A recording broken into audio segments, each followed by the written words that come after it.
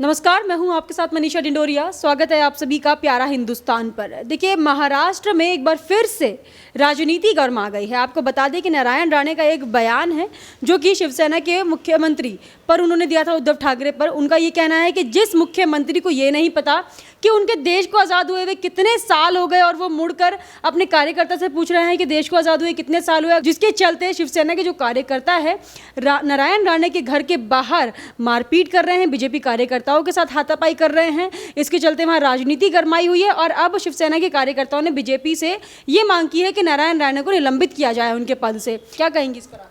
देखिए, देश के अंदर जिस तरीके का घटनाक्रम चल रहा है और ख़ास करके महाराष्ट्र के अंदर अगर आप देखें, जब से उद्धव ठाकरे ने ये मुख्यमंत्री की कुर्सी संभाली है, एक अराजकता का माहौल हर तरफ महाराष्ट्र में देखने को बार बार मिल रहा है। डेमोक्रेसी का तो खैर उन्होंने जो धज्जियाँ उड़ाई हैं उनको शायद अंडरस्टैंडिंग भी नहीं होगी कि डेमोक्रेसी आखिर होता क्या है। और अगर एक मुख्यमंत्री को यह नहीं पता, अगर आप देखिए 74वां पूरा होने के बाद हम 75वां में हम एंटर किए हैं, हमारा 74 साल पूरा हो गया देश को आज़ाद हुए, तो इसका अगर वो ये नहीं बता पाते हैं, इसका मतलब कि देश कब आज़ाद हुआ था, इसको देखिए आप ऐसे भी देखना होगा आपको कि देश कब आज़ाद हुआ था, उनको ये भी जानकारी नहीं है। तो ये तो हमारा दुर्भाग्य है, हमारे देश का दुर्भाग्य है, हमारे कॉन्स्टिट्यूशन का दुर्भाग्य है कि हमारे कॉन्स्टिट्यूशन में ऐसी व्यवस्था है ही नहीं कि किस तरीके के लोग पॉलिटिक्स में आ सकते हैं। इतने रंगे हुए हाथों के लोग, इतना गलत काम करके लोग, सारे के सारे क्रिमिनल्स, और एक जो चलता आ रहा है हमारे यहाँ सिलसिलेवार ढंग से जो कि उसका बेटा उसकी बेटी इस तरीके के लोग ही सिर्फ पॉलिटिक्स में आ रहे हैं, तो उद्धव ठाकरे भी उसी का एक उदाहरण है। मोदी जैसा इंसान जो अपने बलबूते पे, जिनकी फैमिली से कभी इसको लेकर के मजाक उड़ाया जाता है प्रधानमंत्री पे कि प्रधानमंत्री का फैमिली कभी कोई रहा ही नहीं, तो डेमोक्रेटिक व्यवस्था आखिर कहती क्या है? सबसे पहले तो ये समझने की ज़रूरत है, क्या हमारे देश में कॉन्स्टिट्यूशन की समझ किसी को नहीं है? शायद मुझे लगता है कि हमारे देश में इन नेताओं को भी कॉन्स्टिट्यूशन की समझ नहीं है, नहीं तो डेमोक्रेटिक व्यवस्था क्या होती है उसके ऊपर सवालिया निशान है ये कि उद्धव ठाकरे को पता नहीं कि 74 पूरा होकर के 1947 में हमारा देश आज़ाद हुआ है।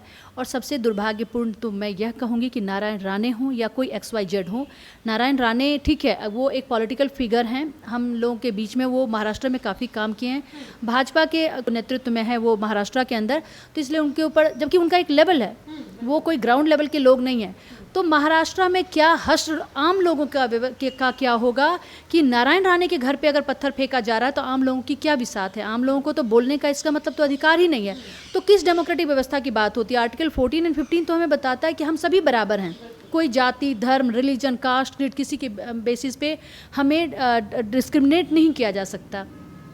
तो हमें समझना होगा कि हमें ये बार बार पूछना होगा, और देश की जनता, सिर्फ महाराष्ट्र के और भी जो लोग हैं, जो जनता है महाराष्ट्र की और देश की जनता, वो इन चीज़ों को समझे कि आखिर हम किस तरफ जा रहे हैं, हम किस तरफ दौड़ लगा रहे हैं, और हमारा युवा आज किस नदी की धार में बह रहा है कि नारायण राणे पे बम्बार्डमेंट, और वो भी एक गलत काम जो उद्धव ठाकरे ने, जो एक मुख्यमंत्री के कुर्सी पे रहते हुए जो गलत, उनको ये भी नहीं पता कि 74वां 75वां है या क्या है, देश कब आज़ाद हुआ है, तो ये बहुत दुर्भाग्यपूर्ण है। और हम मोदी जी से, एक अनार 100 बीमार वाली देखिए मनीषा कहानी हो जाती है कि एक मोदी जी से हम क्या क्या अपेक्षा करें?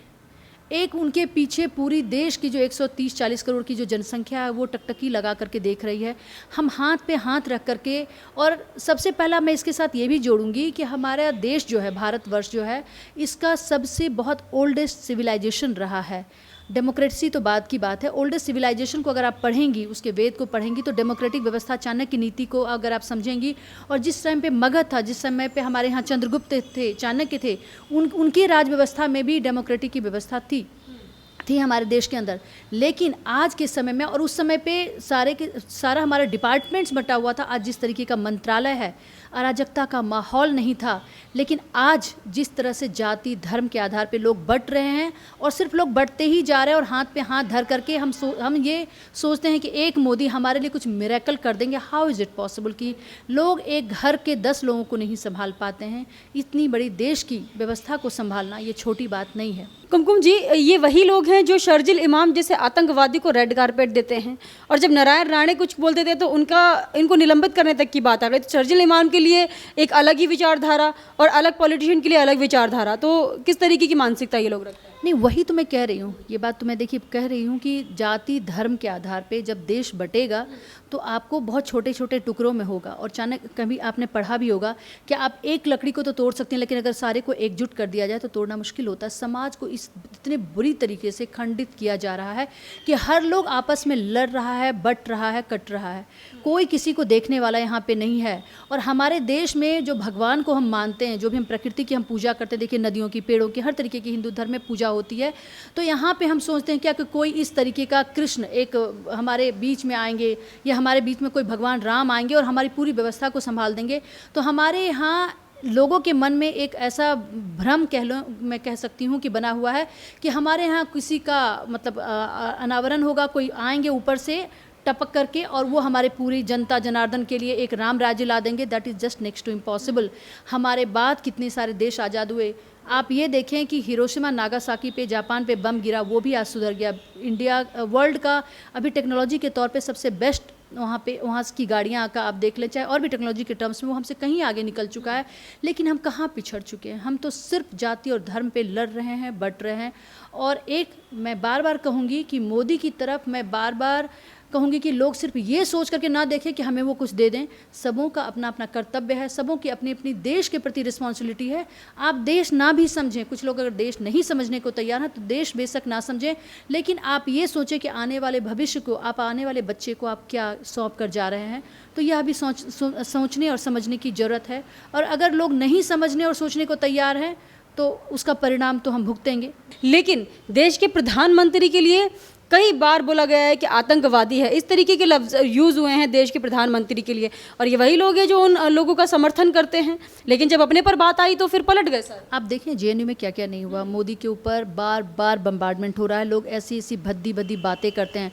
पार्लियामेंट के प्लेटफॉर्म के अंदर कांग्रेस के जो अपोजिशन के लीडर थे उन्होंने निर्मला सीतारमन को क्या बोला था? निर्मला सीतारमन। यहाँ पे कोई भी महिला का जो रिस्पेक्ट मिलता है, कोई कुछ भी मानने को तैयार नहीं है। सारे चीज़ों की लिटरली आप कह सकती हूँ मैं कि धज्जियाँ उड़ा दी गई हैं। और धज्जियाँ उड़ाया अगर किसी ने है तो हमारी ये पॉलिटिकल लीडर्स ने बनाया है। और देखिए वर्स्ट पार्ट यहाँ पे क्या है, अगर इन चीज़ों को अगर आप समझें, यहाँ पे जो पॉलिटिकल व्यवस्था है हमारे देश के अंदर, या फिर न्यायिक व्यवस्था जो है, जो भी हमारे अंदर जो पुलिस है, जो एडमिनिस्ट्रेशन लॉ एंड ऑर्डर को कंट्रोल करते हैं, अगर आप इन चीज़ों को पढ़ेंगी तो सीआरपीसी की भी अगर मैं बात करूँ कि 190 सीआरपीसी में और 195 में, अगर देखिए पुलिस की भी जो व्यवस्था है ना, वो कहीं ना कहीं पॉलिटिक्स के द्वारा ही गवर्न होता है। पुलिस कभी भी खुद में इंडिपेंडेंट नहीं है, स्वतंत्र नहीं है। अगर पुलिस कुछ काम करती है कि स्वतंत्र के तौर पे हमें स्वतंत्रता हम कुछ भी कर सकते हैं, क्योंकि उनका एक मैनुअल है that we know all in IPC और सीआरपीसी के, उनके थ्रू ही उनको काम करना है। लेकिन अगर एक पॉलिटिशियन की बात अगर वो नहीं मानते हैं, और अगर एक बहुत ही ज़्यादा जो मतलब मैं कह सकती हूँ कि जो बहुत ज़्यादा पकड़ रखती है चीज़ों का, जो बहुत बड़े पॉलिटिशियंस अपने आप को मानते हैं, कुछ लोगों के नाम लेने की जरूरत नहीं है, आप समझ सकती हैं, तो वो लोग के अंडर में पुलिस काम करती है। तो लॉ एंड ऑर्डर का जो सिचुएशन है वो भी महाराष्ट्र में दिनों दिन बिगड़ रहा है। तो ये आखिर किसके ऊपर बात जाती है? सवाल सीधा का सीधा अगर उंगली उठता है तो ये उद्धव ठाकरे के ऊपर उंगली उठ रहा है। एक पुलिसकर्मी अपने मन से अगर कोई एक्शन लेता है तो मैं आपको बता दूं कि वो अगर ऑन ड्यूटी आवर्स अगर उसके ऊपर कोई चार्ज आता है, वो पॉलिटिशियंस भी लगा सकते हैं अगर उनके मन मुताबिक वो काम नहीं किया, और जनता के अगर कुछ ऐसी गोली चल जाती है या कुछ ऐसा घटनाक्रम हो जाता है तो ऑन ड्यूटी आवर्स अगर वो उसके ऊपर एक पुलिस के ऊपर जब केस चलता है तो वो केस कोई और नहीं लड़ता है, सरकार अपनी तरफ से वकील मुहैया कराती है। और उनकी बाध्यता है सीआरपीसी 190 और 195 के तहत कि वो जब भी लेंगे तो गवर्नमेंट ही अपना एडवोकेट्स उनको प्रोवाइड करेगी लड़ने के लिए। अब गवर्नमेंट सरकारी जब वकील है वहाँ पे, तो सरकारी वकील तो जो चाहेंगे उद्धव ठाकरे उस तरीके की भाषा बोलेगा, है ना। तो आप यहाँ पे देखें कि आप व्यवस्था को अगर आप देखें कि किस तरीके की व्यवस्था है हमारे देश में। अगर दूसरी बात मैं बताऊं थोड़ा सा इससे हट करके है कि आज तक हमारे सुप्रीम कोर्ट में कोई महिला चीफ जस्टिस नहीं हुई हैं, और अभी एक नाम आया है और वो भी कहा जा रहा है कि वो 27 या 28 दिनों के लिए बनेंगी चीफ जस्टिस, अगर बनी तो, और वो भी जाकर के 2027 में जाकर के बनेंगी। सारा का सारा जो डेमोक्रेटिक व्यवस्था है ना वो लिटरली डिसमेंटल हो चुका है। और अगर महाराष्ट्र के लोग से भी मैं रिक्वेस्ट करना चाहूँगी, अगर देश की जनता से भी रिक्वेस्ट करना चाहूँगी कि समय रहते अगर आप नहीं जागृति आप में आई, अगर आप में समझ नहीं आई, तो वो दिन दूर नहीं है कि आपको फिर से आप गुलाम होंगे। और गुलाम होना मानसिक तौर पे तो आप गुलाम हैं ही कि जिस तरफ आपको चाहा जाता उस तरफ आपको। पालघर की घटना हुई महाराष्ट्र के अंदर, इतनी सारी घटनाएं बार बार हो रही हैं। सुशांत का इतना बड़ा घटना हुआ, किसी चीज़ का कोई निचोड़ नहीं निकला, सीबीआई को एंट्री नहीं देने दी जा रही थी महाराष्ट्र में के अंदर। तो आखिर उद्धव ठाकरे के साथ साथ एक सवाल शरद पवार की तरफ भी, अगर एक उंगली उद्धव ठाकरे की तरफ उठ रहा है तो आप समझ सकते हैं कि कितनी उंगलियां शरद पवार की तरफ उठ रही हैं। इस पूरे खेल का मास्टरमाइंड कौन है, तो मैं बोल चुकी हूँ। अच्छा, तो जिस तरीके से अब आप ने नाम लिया सुशांत केस का, पालघर के साधुओं का, अब नारायण राणे कोई इतने छोटे नेता भी नहीं है वहाँ पर कि उनके घर के बाहर आप दंगा कर रहे हो और कह रहे हो कि उन्हें निलंबित कर दिया जाए। काफ़ी बड़े नेता हैं वो, महाराष्ट्र के सीएम भी रह चुके हैं। तो जो कार्यकर्ता इतनी छोटी हरकतें वो कर रहे हैं, अपनी हरकतें ना देखकर क्यों बीजेपी पर इतना फोर्स कर रहे हैं कि इन्हें निलंबित कर दिया जाए? ये गुलाम मानसिकता है। गुलाम मानसिकता वो होता है कि जो भी मैं आपके माइंड में चाहूँगी मैं इंसर्ट करूँगी और आप उसी तरीके से परफॉर्म करेंगे। वही हो रहा है महाराष्ट्र के अंदर। उंगली उठाना दूसरे पे बहुत आसान होता है कि आप दूसरे के ऊपर उंगली लेकिन जब दूसरे के ऊपर आप एक उंगली उठाती हैं तो कितनी उंगलियां आपकी तरफ इशारा करती है। कोई अगर रिस्पॉन्सिबिलिटी और सही मायने में अगर सरकार चलाना है तो सरकार किसी एक वर्ग विशेष के लिए, कार्यकर्ताओं के लिए नहीं चलाया जाता है। सरकार पूरे के पूरे महाराष्ट्र, उद्धव ठाकरे की जिम्मेदारी है कि पूरे महाराष्ट्र के लोगों के लिए वो सरकार चल रहा है और केंद्र सरकार से जो भी पॉलिसी के तहत उनको फंड मिलता है वो उनके कार्यकर्ता के लिए नहीं मिलता। अरविंद केजरीवाल की पार्टी, मैं समझती हूँ कि इससे बेहतर ही होंगे उद्धव ठाकरे। अरविंद केजरीवाल की पार्टी को तो मैं देखती हूँ तो यहाँ पे बस में जितने भी मार्शल्स को उन्होंने दे रखा है वो सारे के सारे उनके अपने कार्यकर्ता हैं। स्कूल के अंदर रियल एस्टेट एजेंट है वो उनके कार्यकर्ता हैं। हर जगह पे उनके कार्यकर्ता ही भरे पड़े और उनको एक पेड सैलरी के तौर पे उनको मिल रहा है। लेकिन अब आप थोड़ा सा महाराष्ट्र से दिल्ली की तरफ भी देखिए। दिल्ली में एक chief police commissioner Rakesh Asthana के आने के बाद से आप देखिए घटनाक्रम कितना तेज़ी से एडमिनिस्ट्रेशन में बदलाव आ रहा है। आपको शायद पता होगा कि कोई भी अभी रिसेंटली राकेश अस्थाना को अभी हार्डली 1 महीना हुआ है चार्ज लिए हुए और राकेश अस्थाना पूरी तरह से ग्राउंड पे हैं। वो सरदार पटेल भवन में नहीं बैठ रहे हैं। मैं भी जाकर के उनसे मिली हूँ। जो भी हमारे ग्रीवांसेस पर्सनल नहीं थे, जो सोसाइटी को लेकर के थे, उसको उन्होंने सुना है और समझा है कि हम इसको इम्प्लीमेंट करेंगे और ग्राउंड लेवल पे काम हो रहा है। रिसेंटली अभी 1064 एक नंबर उन्होंने पब्लिक डोमेन में डाला है कि अगर कोई काम करवाने के लिए कोई ब्राइब मांगता है तो आप हमें तुरंत में इंटीमेट करें। मैं भी उस नंबर पे डायल करके आज देखी और मुझे बताया गया कि हाँ कोई ब्राइब का केस होता है तो आप हमें कॉल कर सकते हैं। एक मोबाइल नंबर भी दिया गया जिस मोबाइल पे आप उस वीडियो को, अगर आपने लकीली, अगर आप में इतनी हिम्मत है कि कोई मांग रहा है तो उस तरह से अगर आपने उसको रिकॉर्ड कर लिया तो you can send that video to that police officer and finally it will reach to the high command और वहाँ से फिर वो उसका मतलब निराकरण निकलेगा, कुछ ना कुछ फैसला। तो वो चीज़ आज दिल्ली के साथ साथ महाराष्ट्र भी मेट्रोपॉलिटन सिटी है। महाराष्ट्र तो और भी ज़्यादा, कहते भी, एक गाना भी था एक समय में, ये मुंबई शहर हादसों का शहर है। तो मुंबई में भी ज़रूरत है कि इस तरीके के पुलिस ऑफिसर, मिस्टर हेमंत ने अभी रिसेंटली चार्ज लिया, परमवीर ने तो अपना कुकृत सबको दिखा दिया कि किस तरीके के वो पुलिस कमिश्नर थे। तो राकेश अस्थाना से कुछ सीखने की ज़रूरत है और मोदी जी ने उनको उनमें विश्वास दिखाया और राकेश अस्थाना ने समय समय पे बहुत ही बेहतरीन काम किया है और अभी वो दिल्ली के अंदर काम कर रहा है। और हम समझते हैं कि दिल्ली जो है, जो केजरीवाल की सरकार ने कभी बोला था कि हम दिल्ली को लंदन बना देंगे और इस तरीके का सिटी बना देंगे, आप यमुना का हाल देखिए, कुछ नहीं हुआ। लेकिन लॉ एंड एडमिनिस्ट्रेशन वो इतना बड़ा एक, मतलब कह सकती हूँ मैं, इंस्ट्रूमेंट है कि अगर आपने उसको कंट्रोल कर लिया। आप देखिए दिल्ली के अंदर, दिल्ली कैंट में जो घटनाक्रम हुआ था, एक लड़की के साथ गैंगरेप हुआ था, ये कितनी तेज़ी से इसके ऊपर एक्शन हुआ है और मुझे लगता है कि राकेश अस्थाना सर के आने के बाद से चीज़ें और भी सुधरेंगी।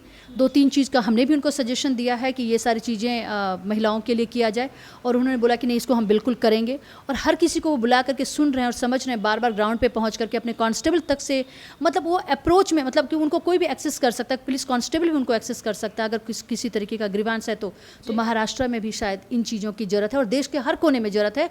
और महाराष्ट्र में, मुंबई खास करके, एक तो वो बदनाम शहर खुद में है कि इतनी सारी घटनाएं वहाँ पे होती रहती हैं। सुशांत का केस का अभी तक मैटर शॉर्ट आउट नहीं हुआ है। उद्धव ठाकरे ने किसी तरीके से भी सपोर्ट नहीं किया कि एक पिता ने अपने इकलौते बेटे को खो दिया। उद्धव ठाकरे के भी इकलौते बेटे ही हैं वो, तो उनके ऊपर अगर ऐसी बातें होती तो उनके ऊपर क्या बीतती। तो चीज़ों को समझने की ज़रूरत है पब्लिक पर्सपेक्टिव में कि अब एक आम इंसान के तौर पे उद्धव ठाकरे को सोचने की ज़रूरत है कि अगर मैं एक आम इंसान के शूज़ में अगर वो अपना पैर रखकर देखेंगे तब वो समझेंगे कि आम इंसान के ऊपर क्या बीतता है और उस तरीके से शासन और प्रशासन को चलाया जाता है। तो उद्धव ठाकरे को बहुत कुछ सीखने की ज़रूरत है मोदी जी से। मोदी के ऊपर उंगली उठाने से कुछ भी नहीं होगा। देश की जनता ने उनको चुना है। उद्धव ठाकरे के जो सो कॉल्ड जो उनके कार्यकर्ता हैं वो बराबर धमाका करते रहते हैं और पास्ट में भी होता रहा है और जब तक ये उद्धव ठाकरे रहेंगे शायद होता ही रहेगा। और कायदे से अगर देखा जाए तो महाराष्ट्र की जो जनता थी उन्होंने उद्धव ठाकरे को वोट नहीं किया था। जो वोटिंग हुई थी, जो डिसीजन दिया था महाराष्ट्र की जनता ने, वो दिया था भाजपा की सरकार को, मेजॉरिटी में भाजपा की सरकार थी। अब ये दल बदलू राम ये बिल्कुल पलट गए गिरगिट की तरह और उन्होंने शरद पवार के साथ जा कर के अपनी सरकार बना ली। सिर्फ क्या चाहिए था, तो कुर्सी चाहिए था। हमें तो लगता है कहीं से भी वो देवेंद्र फडणवीस से बेहतर तो महाराष्ट्र के सीएम मुझे कहीं से भी नज़र नहीं आ रहे हैं। जो भी घटनाक्रम हो रहा है सारा ब्लैक एंड वाइट लोगों के बीच में दिख रहा है और ये दुर्भाग्यपूर्ण है महाराष्ट्र के लिए भी। और अब तो देखने वाली बात है, मैं भी सोच रही हूँ कि थोड़ा सा इसको रिसर्च किया जाए, स्टडी किया जाए कि कितना माइग्रेशन महाराष्ट्र में रुका है और किस तरीके की केसेस खास करके रजिस्टर्ड हो रही हैं महाराष्ट्र के अंदर।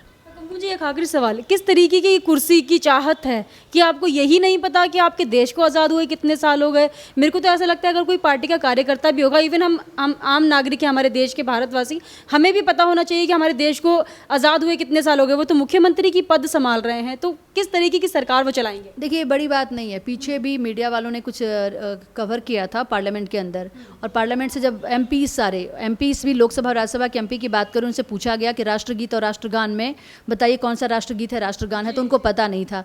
तो हमारी देश की जो व्यवस्था है, आप देखिए, आप जुडिशरी में जाना चाहते हैं, आप जो हमारे ब्यूरोक्रेट्स हैं आप वो बनना चाहते हैं, उसके लिए एक बहुत टफ एग्जामिनेशन है जिसको कि आपको उन ऑब्स्टिकल्स को, उन सारे जो प्रोसेस है उसको क्रॉस करना पड़ता है।